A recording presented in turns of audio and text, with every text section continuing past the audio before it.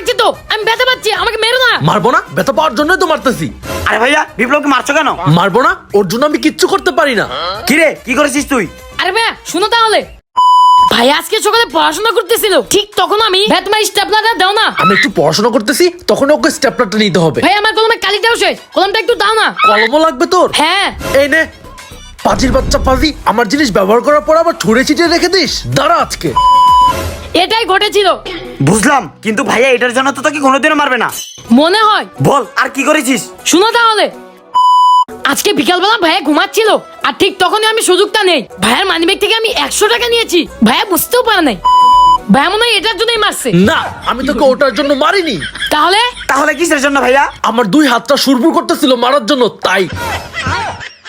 কিন্তু তুই আমার মানিব্যাগ থেকে টাকা নিয়েছিস, আজকে তোদের দুজনকে আমি মারবো।